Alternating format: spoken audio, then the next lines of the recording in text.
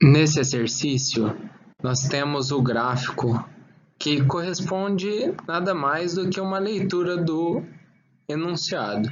Então, vamos ler juntos e identificar o gráfico e ver o que ele está pedindo. Então, temos uma bicicleta que está andando numa ciclovia em um trecho retilíneo e a criança mantém a velocidade constante de módulo igual a 2,5.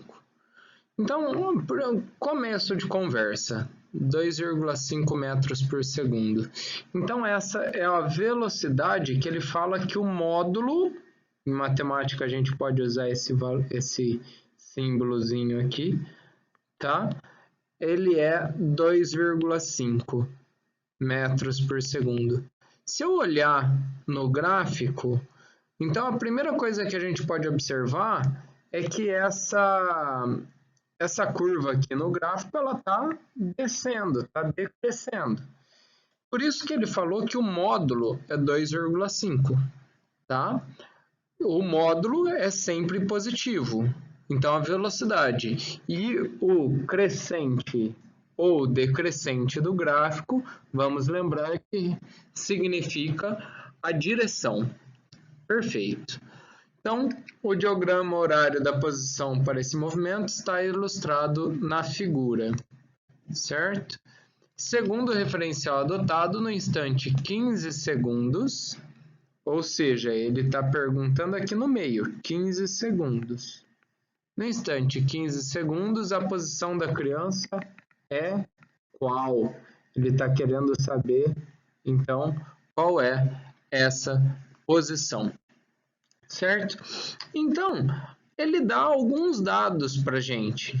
Em específico, ele dá um par de coordenadas aqui. Ele fala que no tempo 30, a posição da criança era 25. Ou seja, S de 30 segundos equivale à posição de 25 metros. Certo? E aí, se nós formos pensar, a posição dele será maior no tempo 15. E é o que ele quer descobrir. Certo? Então, a gente pode fazer isso daqui voltando para cá, certo?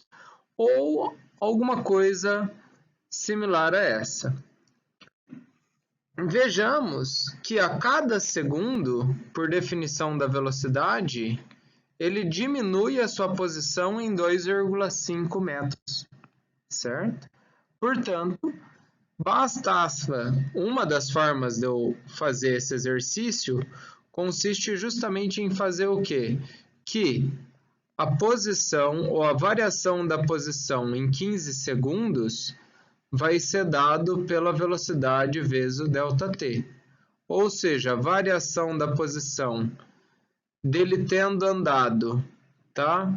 2,5 metros a cada segundo em 15 segundos vai ser 2,5 vezes 15. Se fizermos essa conta, 25 vezes 15, 5 vezes 5, 25, sobe 2. 5 vezes 2, 10 com 2, 12. Mais 5, 2, temos 5, 7, 3. Como nesse caso tínhamos uma vírgula ali, temos uma vírgula, certo? Então, o deslocamento em 15 segundos, tá? Andando 2,5 metros a cada segundo, é de 37,5 metros. Correto? Então, a nossa primeira, vamos por assim, o primeiro chute poderia ser falar, portanto, que a letra D está correta. Só que não é o caso, porque ele não está perguntando quanto ele andou em 15 segundos. Ele está perguntando qual a posição da criança nesse instante. E a posição não é 37,5. É o quê? é 37 metros a mais do 25, certo? Então, se fizermos, a posição de S de 15 vai ser, então S de 15 será dado por 37,5 mais 25, certo? O que dá um resultado de 62,5 metros, que é a letra E. Então, teria outras formas de resolver esse exercício, contudo, todas elas chegariam no mesmo resultado, certo? Eu poderia ter saído da equação horária, certo? Só que como eu não tenho a posição inicial, poderia ficar um pouco mais complexo. Mas se você chegou no mesmo resultado, tá certo. Aqui temos um exemplo de exercício bem comum quanto a esse conteúdo, que é bem fácil desde que nos atentemos a um pequeno detalhe. Pois bem, ele nos traz a situação de um canal, né, onde vai passar um canal de 300 metros por onde vai passar um navio. Então comecemos sempre fazendo alguma representação disso. Então eu tenho um lugar aqui de 300 metros de extensão por onde vai passar o navio. Só que quando esse navio vai passar, ele fala qual que é o tamanho do navio. É 120 metros. Então, se a gente não tomar cuidado, a gente considera que esse navio não tem dimensões. E aí a gente acaba cometendo um erro. Então, esse navio, quando passar, ele não pode simplesmente andar 300 metros. Se ele andar 300 metros, ele vai estar ainda dentro do canal. Ele tem que passar completamente. Então, temos que levar em consideração os 120 metros do navio. Portanto, quantos metros ele deve andar? O ΔS dele tem que ser 300 mais 120 metros. Ou seja, ele tem que andar 420 metros, certo? E ele pergunta qual o tempo que ele deve levar para isso, sabendo que a velocidade máxima permitida nesse canal é de 6 metros por segundo. Pois bem, para isso, vamos operar então aquela equação da velocidade média. Velocidade ΔS por ΔT. Se eu quero saber o tempo, pois bem, eu passo o tempo multiplicando, ΔT vezes V é igual a ΔS. E se eu quero isolar o ΔT, pois bem, ΔT é igual a ΔS dividido por V. No nosso caso aqui, então, substituindo os dados, o tempo necessário será de 420 metros dividido por 6 metros por segundo, o que nos dá uma resposta de 70 segundos.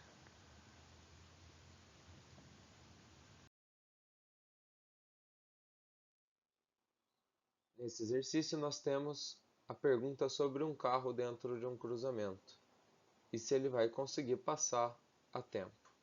Então, se a gente analisar o que está acontecendo, nós temos um veículo, certo? Que tem uma dimensão de 4 metros e está se deslocando a uma velocidade de 15 metros por segundo. E esse veículo, tá? Ele se aproxima desse cruzamento que se encontra dele 150 metros.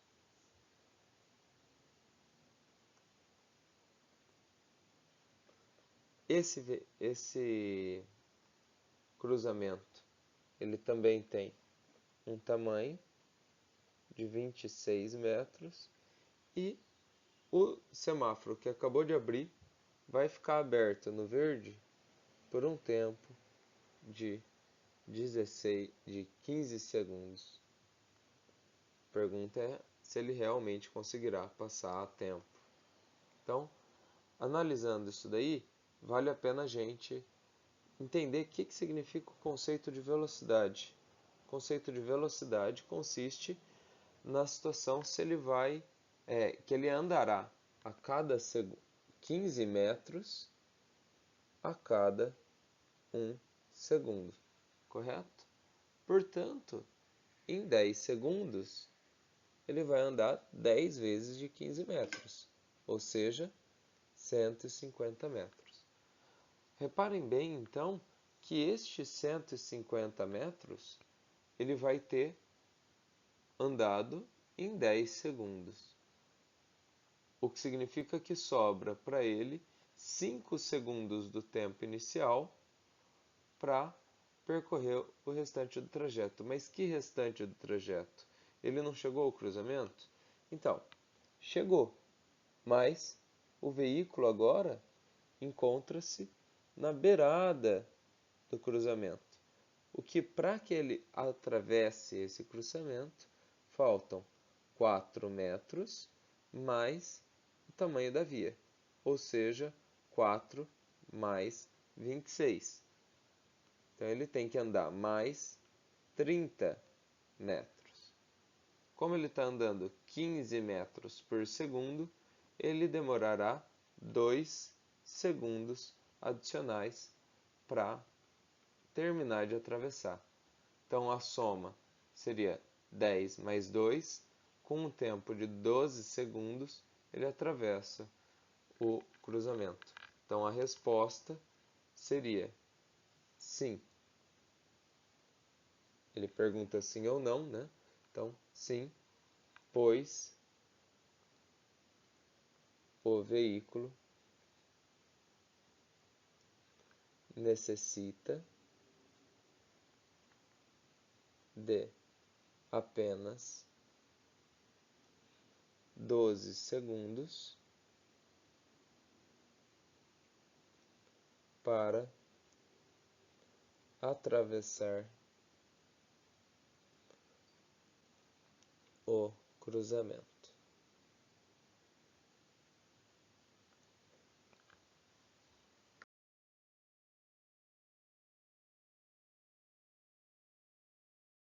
E temos um exercício sobre relatividade do movimento, no qual estamos trabalhando uma corrida de revezamento.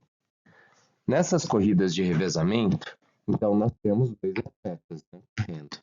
Então tem uma pessoa tá, com um bastãozinho que impede a outra pessoa. E para que não se perca tempo, o que acontece? Primeira pessoa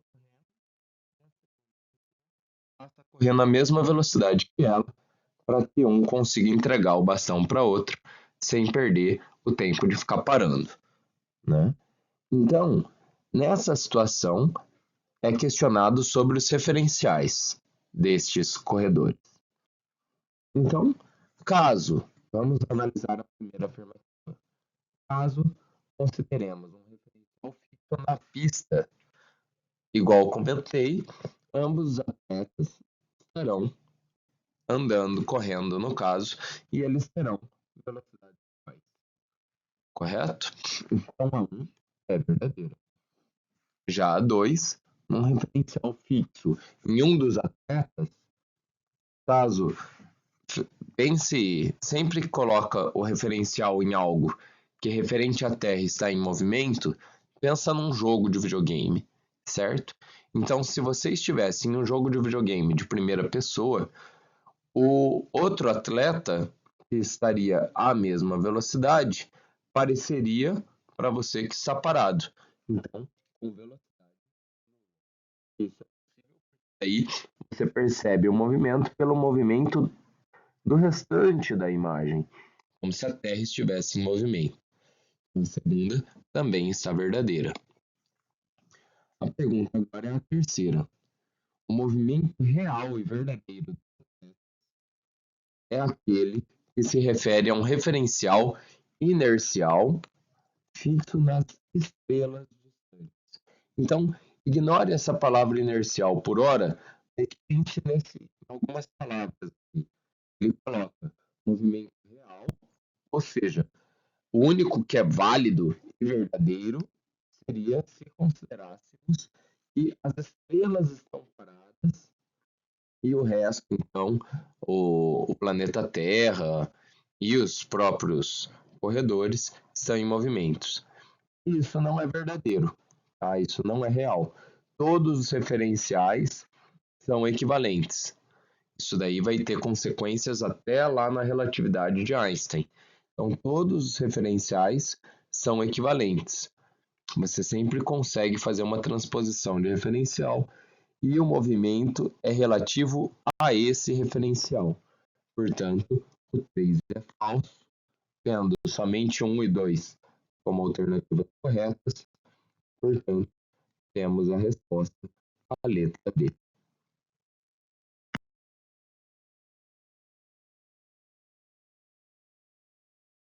Temos aqui um exercício sobre relatividade de movimentos, no qual estamos trabalhando o movimento de dois trens.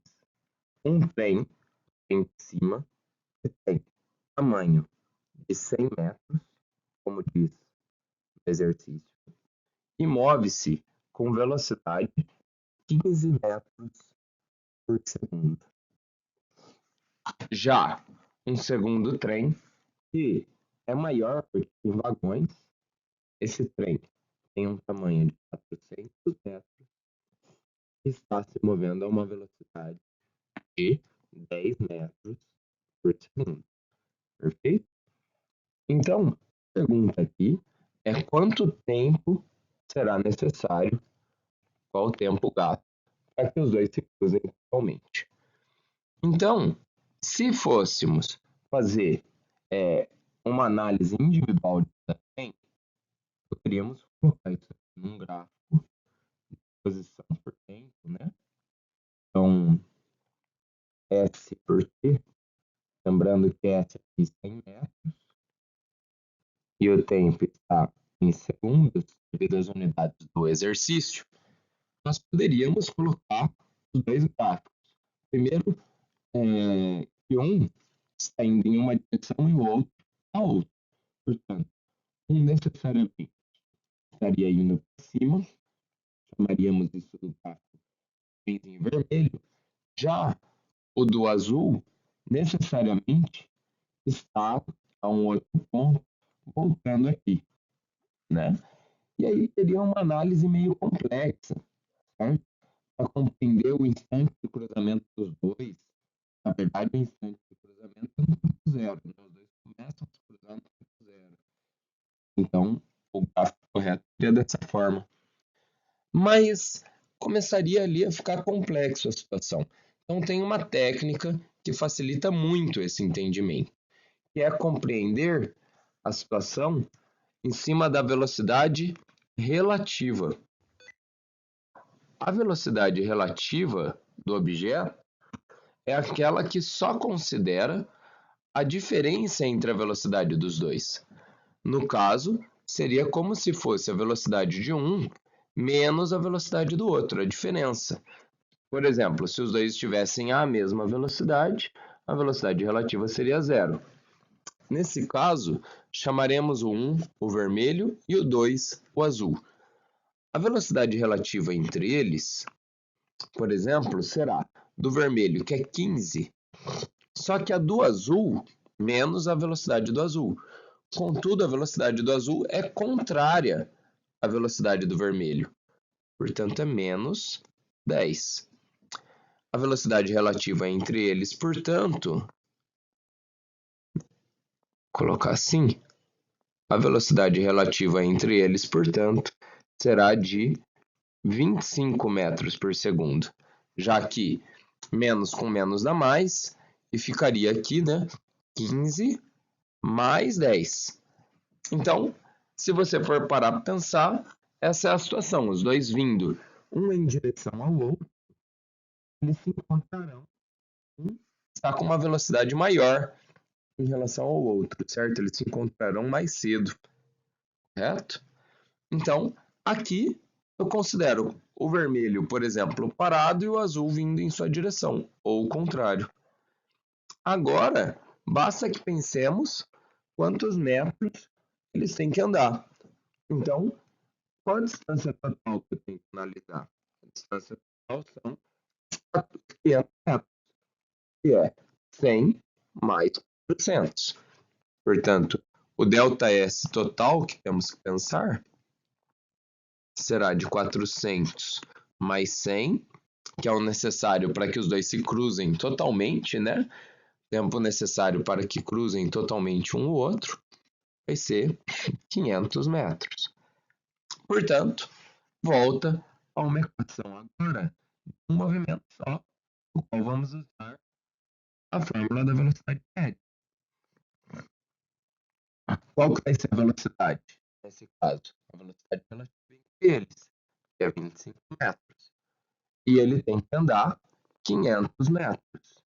Então, em quanto tempo eles vão andar esses 500 metros? Em quanto tempo essa diferença será transposta? Então, para isso, ΔT é igual a 500 sobre 25, portanto, o tempo necessário será de 20 segundos. E essa vai ser a resposta. Por meio do uso da velocidade relativa, é muito mais simples resolver esse problema fazendo o movimento dos objetos em relação ao solo.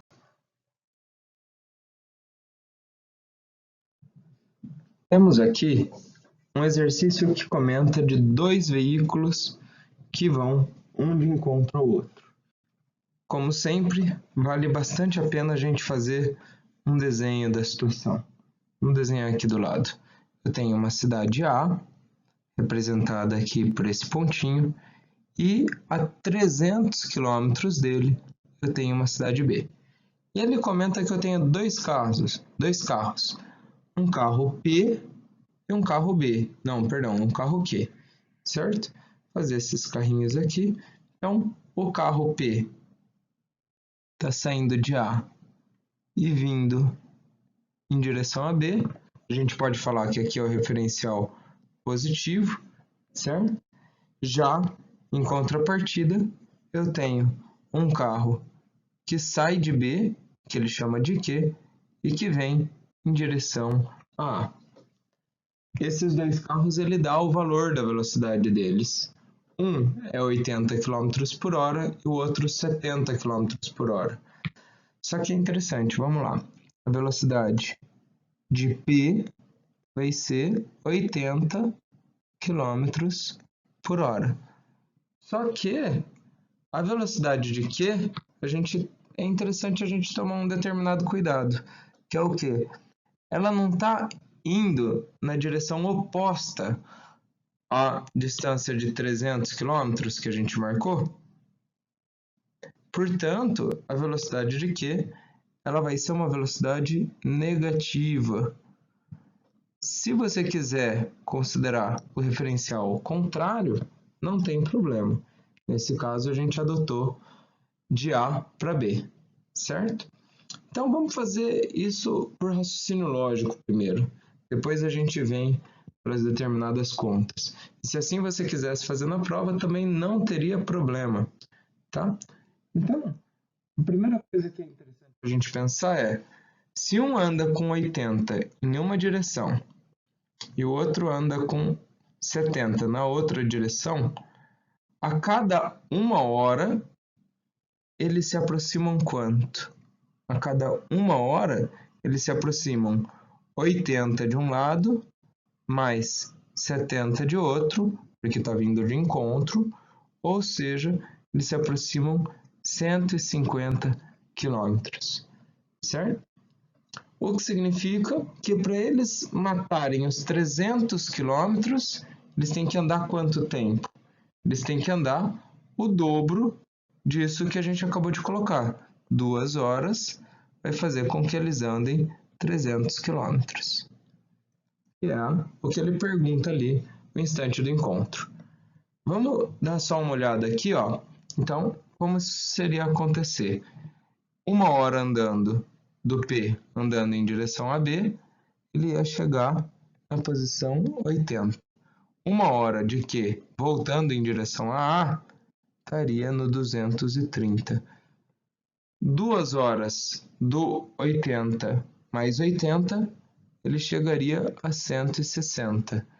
E mais 1 hora do 230 voltando em direção a A, também chegaria no 160. E seria, então, a distância, a posição do encontro, no quilômetro 160. Então, se quisesse terminar por aqui, sem maiores problemas. Vamos fazer isso daqui agora utilizando as equações horárias. Então, é interessante, vamos colocar aqui.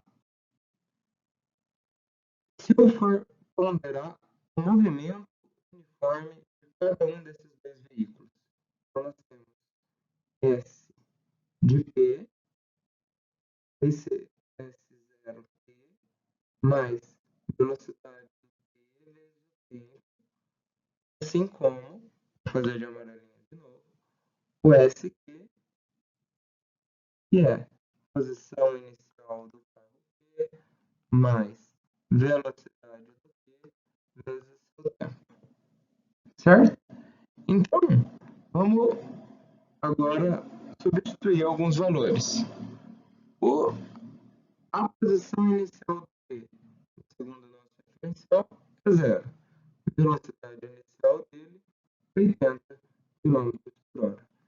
Posição inicial do Q, 300 km. E sua velocidade, menos 70. Substituindo, então, temos que S do P vai ser 80P e o S do Q vai ser 300 menos 70P, certo? O que ele pergunta na letra A? Ele pergunta qual o instante do encontro. No ponto de encontro, o que tem de interessante? Tem o fato que a posição, perdão, vou fazer de uma outra cor. A posição Q vai ser igual à posição do Q. Isso que define o encontro. Então, se eu pegar isso aqui, substituir aqui e pegar essa parte, substituir aqui, eu vou ter P dos dois lados. Eu vou finalmente descobrir aquelas 2 horas que a gente fez intuitivamente.